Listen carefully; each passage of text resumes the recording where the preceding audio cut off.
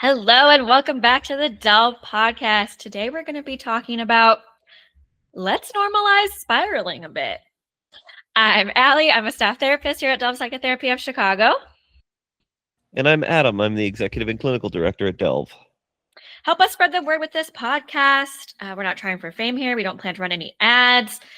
We're just trying to add value and be helpful to as many people as possible. So please do share this podcast. I'm going to up the ante, share it to 2 people at least instead of just 1. 2 people, and at least one of them an Estonian.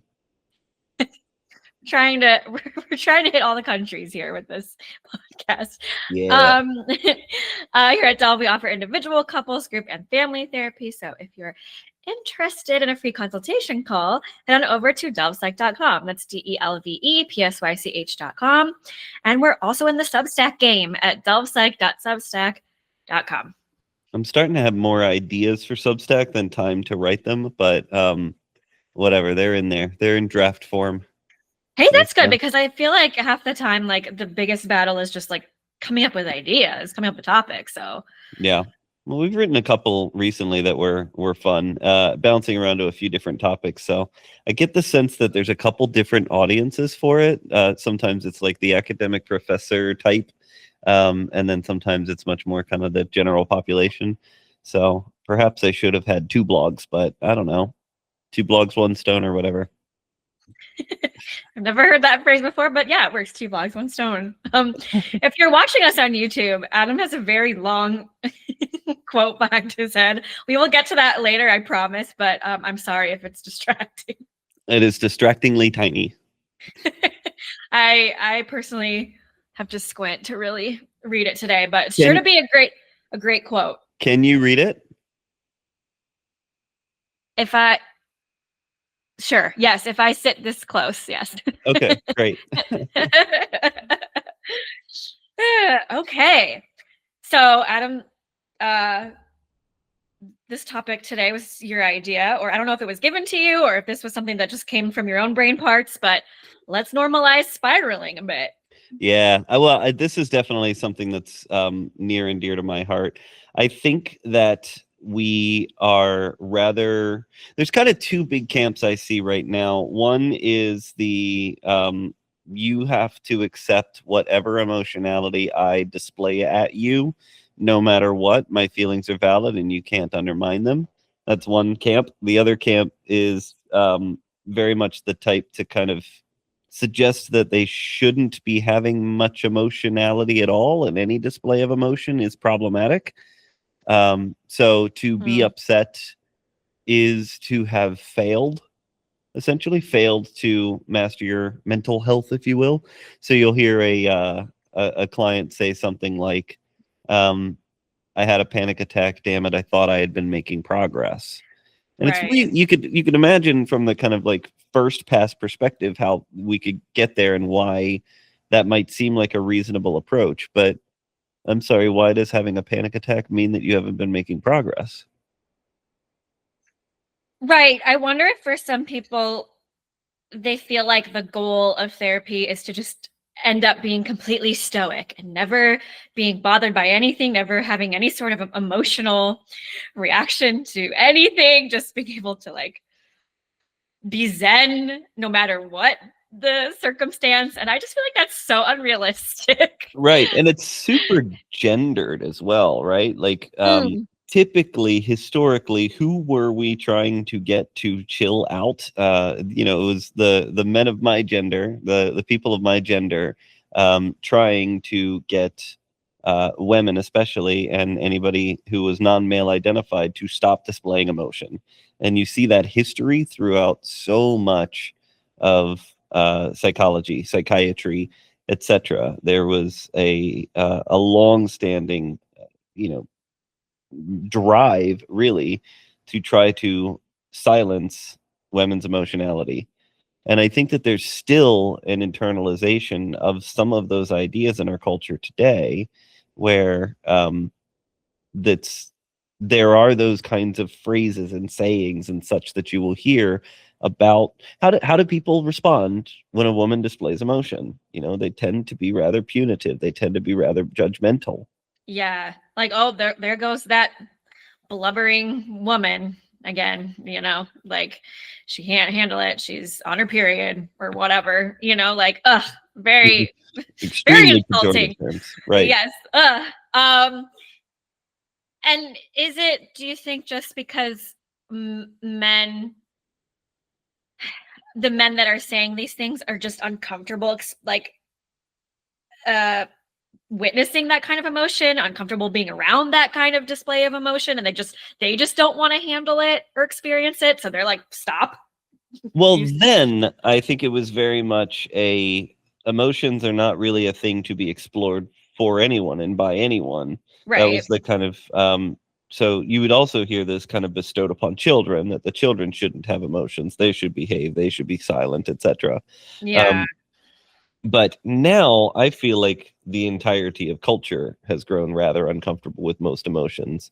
And then there's the kind of, so there's the what I would say is the mainstream culture, which I would say most people who are not listening to a podcast like this, who are not going to therapy, who are not, seeped in emotionally rich spaces, are going to tend to be rather judgmental of any emotional display, especially anything that could be perceived as weakness.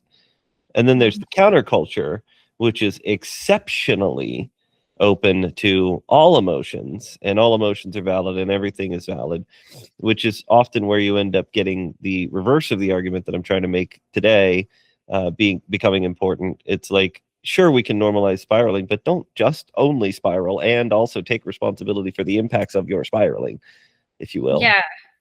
Right. So from your perspective, I guess, like, when you say let's normalize spiraling a bit, yeah, where do you draw the line? Like, what do you, I guess, define as spiraling, and where do we draw the line between just like never like taking responsibility and trying to regulate our emotions? But yeah, so where's the line for you? Well, I have got some strong feelings about the framing of regulating our emotions, but uh, I would say that having an emotion is real, and you will. So if you're trying to stop yourself from having an emotion, good, bad, or other, positive, negative, pleasant, unpleasant, if you're trying to hold yourself back from having an emotion, you will fail. What you might be able to do is stem the display for a while, but possibly not forever. And in that vein, I suspect that at some point you will likely find the display of emotion becoming almost involuntary. I just can't hold back the tears, or something like that. So denying yourself that reality is futile, ultimately. Maybe temporarily successful, but ultimately futile. So having the emotions, fair game, in fact, healthy. To recognize that let me say, having the emotions is inevitable. Displaying the emotions is probably healthy. And I would think more in terms of like, what is the healthiest display of emotion that is possible here? What does healthy anger look like? What is healthy spiraling if you think of, let's say, despair or hopelessness, or frailty? What is the healthiest version of that? And then at a third pass, you could also say, if I fail to display the healthiest version of this thing, and I start to display maybe not the healthiest versions of that, can I have grace for myself? Simultaneously, can I take responsibility and accountability for the impact of my doing that? You with me on those three Yeah. Yeah, I'm with you. phases? Yeah, I'm with you. I think, oh, I guess when you use the verbiage spiral, I just picture like a total crash out. Sure. So basically what you're saying is like, yeah, maybe you need that sometimes. Yes? I don't know if you need it, but if it happens, okay. Like, I've worked with people with long-standing substance use before. And so Mm. let's say that you had 15 years sobriety or something like that. And then one day You have a bad day, the wrong trigger hits you in the wrong way, something happens, and you get hammered. Um, Mm. 15 years of sobriety. You'll hear somebody in a context like that say 15 years down the drain. And I would say, no, 15 years with one day's blemish, right? Yeah, You could do, yeah. imagine if you sustained another 15 years of sobriety, then you would be able to say, I had 30 years of sobriety minus one day. Yeah, I think that's much more truthful to what's going on because like it's not down the drain because you worked really hard for those 15 years and like we're healthy and like it if you weren't sober those 15 years, imagine where you might be today, right? So it's not down the drain. It's not down Absolutely. the drain. Um Well, and we're kind of obsessed with gamifying our mental health and gamifying our psychological experiences at this point too. So, and you see this in a ton of the apps that we consume. Like the streak has become a thing in almost every app of any kind. If you're potentially learning mm, chess or a language or something of that nature, it's like, do you have the streak? How many days in a row have you done this? And it's like that's such a top down kind of presumptive framing that I must do this daily in order to, and it's bad if I don't do it if I daily, miss a and day, I've yeah. lost something if I stop doing it daily. Right. And then it's like if I miss my 25th day streak, then it's like, oh, it's all to hell. Like, I have to Um, start over. What the hell are you talking about? It's just a continuous journey and process. yeah. And I try to normalize this with my couples quite a bit too. Like I do a lot of work with very high conflict couples who love fighting each other.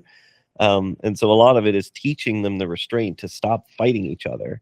But inevitably, what will happen is they get better at having, not inevitably they get better, but if they get better, then they will have a period in which they're not fighting. And then something rare or that hasn't happened in a while to them will happen. Mhm. One of them will just end up in a context or a mindset or something like that that kind of drags them backward in time, so to speak, and they'll fight again. So it's like we fought for 5 years, and then we strung together 3 weeks of therapy where we weren't fighting.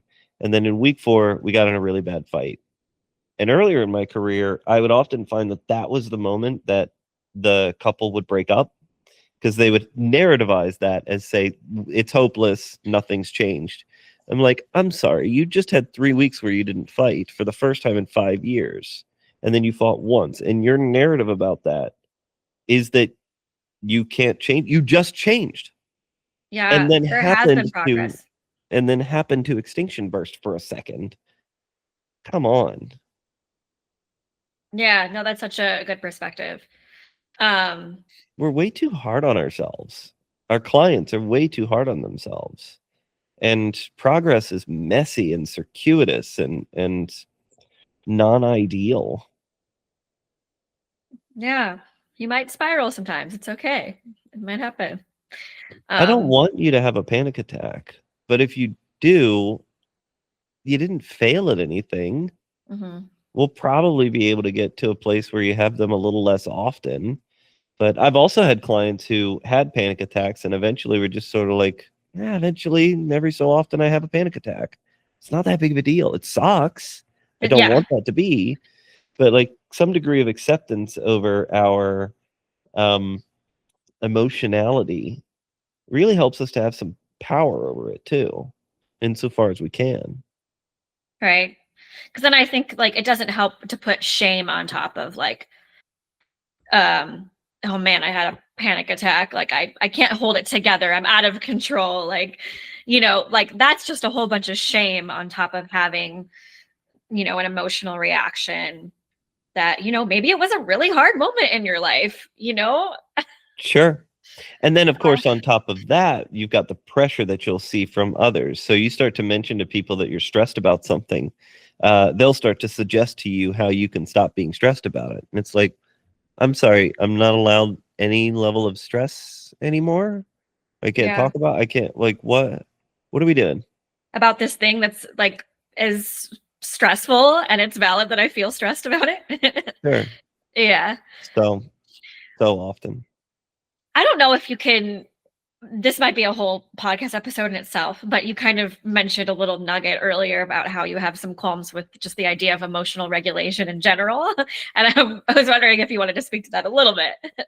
Well, I think there's some hubris to believing that we've got control over them, and you should control your emotions. You should regulate them. So even Les Greenberg, who I think is absolutely brilliant and emotions focused therapy is wonderful, uses that term, and it's probably the only bit of narrativization that I've seen him use that I prickle at a little bit. I just wish there was another word for it somewhere along the way, because it suggests this idea of, there is a me that is stopping or modulating or changing these emotions, rather than what I think is more true to the phenomenon that we tend to experience, which is that they're kind of happening and we're reacting and responding. And so we need a relationship with these emotions. It is us with them, rather than us over them. Now, there is a degree to which we do modulate and we do regulate to some degree, but I think what we're regulating, if you will, isn't the emotion, it's the kind of behavioral response to it. You're in the middle of a job interview and they ask a question that you don't really know the answer to, and you feel that sense of panic within you. You're not going to stop that sense of panic, and nor Right. would it be healthy to do so, right? Like if you were able to sort of be like, ignore that panic completely, that's probably not terribly healthy, and ultimately, again, probably futile. But if you can behave while panicking, then you've got some room to potentially move adroitly around these emotions and with them. Um, and there are a number of ways that you can do that. I was watching an improv set last night, and a character just got like pulled into a scene in a way that he wasn't quite expecting. And you could see him being like, I got nothing. I have absolutely nothing. Now, this is an extremely experienced improviser. I've seen him play probably 100 times at this point. Probably the first time I've ever seen him kind of off kilter. And eventually he just sort of went, I don't know what I'm doing here, man. um, so there's a little bit of panic in there, right? But he turns that into a character choice. Um, the character doesn't know what they're doing. And that's a way of behaving on the spot, in the moment, in a performance environment that does end up working. That character doesn't know what they're doing here. And that character and their scene partner can start to find a way forward out of that, given the reality of the context. In a job interview, you're a little bit more on your own, depending on the context of the job interview. But some places, it is okay to sort of say, ooh, that question kind of throws me sideways. Let me think about that. And it's a display of, if I don't know an answer, how do I go about solving a problem? That could be a good thing to display in a job interview, depending on the job. There's a world in which, in certain job context, you saying like, ooh, I did not prepare for a question like that. That's interesting. Okay, let me think through it, is a way of displaying, like, one, I prepared. Two, you caught me sideways. Three, now you get to watch me think on my feet. Yeah. Yeah. So I suppose, like, because I get what you're saying, that we can't like decide which emotions we have or control like what emotions come up, but where we have maybe some sort of agency is like how we decide to respond to the emotions. um but I also wonder too, like, yeah, if we're in that moment in the job interview where we're really panicky and we feel ourselves feeling really flushed and short of breath, like we can decide to take a deep breath, and sort of try to, ground ourselves back into the moment and try to like think clearly about, how we want to answer the question. um And I would argue the emotion is still there. the emotion is still there, but like we have these techniques like, breathing and grounding and, you know orienting to the present moment and all those types of things that can help when we have overwhelming emotions. Well, it's kind of a way of deciding how to place yourself in relation to the emotion. So the Mhm. emotion is there. I'm not changing the emotion per se. What I'm doing is I'm relating to it. So I'm going to bring a physical calm to the moment. I'm going to try to bring a cognitive calm in response to the emotion. And then I'm going to try to operate with some intention around my original goals for the moment, right? So Mhm. that's one way of responding intentionally to the emotions as they're happening. I'm still like upset, panicked. I'm still going to talk about it later. I'm still going to maybe play it over in my mind a few times later in the day. None of Mhm. that's a problem per se. Having gotten caught for a second isn't automatically a problem. But if it starts to interfere with what we're trying to do here in terms of like moving forward toward our goals, needs, values, so to speak, that's when we tend to find that the emotions begin to have outsized impacts on our lives.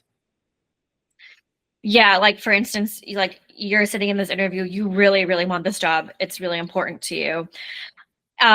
If they ask this question that you weren't prepared for and you start to feel a sense of panic, running out of the job interview because you're feeling panicked is probably not in line with your goals, needs, and values at that moment. Absolutely. Absolutely. So, but there are times when you can intentionally and on purpose give in to the emotion, right? So let's say some big, devastating, awful, terrible thing happens to you. I think there is still a narrative in much of society that says that you still need to be operating with some degree of um, tranquility to that moment, immediately contextualize, immediately kind of start to feel better about it. And it's like, no, I just lost this person, or this opportunity that was very important to me is now gone. Is it so bad to be angry, to yell, to scream, to cry? I would encourage you to direct that in a direction that is healthy, kind to other people, etc. Yelling, screaming, crying can be fine if you're on your own. Yelling, screaming, crying at your partner is a lot for them to take in. Yeah. So, but at the same time, yelling, screaming, crying at your therapist, I signed up for that. So, Sure. uh, maybe don't yell at me. But I did have a client the other day who was like, "I'm sorry, I feel like I've just been fighting you this entire session." I was like, "That's fine. You can fight me." But again, that's your relationship with your specific therapist. It's like relationship and context dependent. What is the right place to put this emotionality rather than let me not even have this emotionality and blame myself if I do? Yeah, we're not robots here. Um, and so I think like you can allow yourself, you said something a while ago, and I'm trying to remember what it is, but like basically you were saying like it's okay to allow yourself that night in your apartment to just feel all your feelings, feel really bad about whatever the thing is, go in your cocoon, take care of yourself how you need to, and then the next day you can get back to it. But it's okay for that night to just to just let it out and feel how you feel. And Yeah, I mean, imagine for a night, 2 nights, even a week or a month or something like that, you let yourself kind of just stay in it. It sucks and you're sad and it's hard, and it might even be somewhat hard on the people around you to some degree, but like some period of time in which that's your modus operandi, I think is okay. Again, take responsibility for the impact on other people. If you're affecting other people, if you're sad for a month and you live with your partner, it's going to have some effect on them. So if you need to do that or you decide to do that, that's one thing, but also be aware of the way that that affects the environment. Let's say you have a kid and a really Mhm. sad month. Yeah.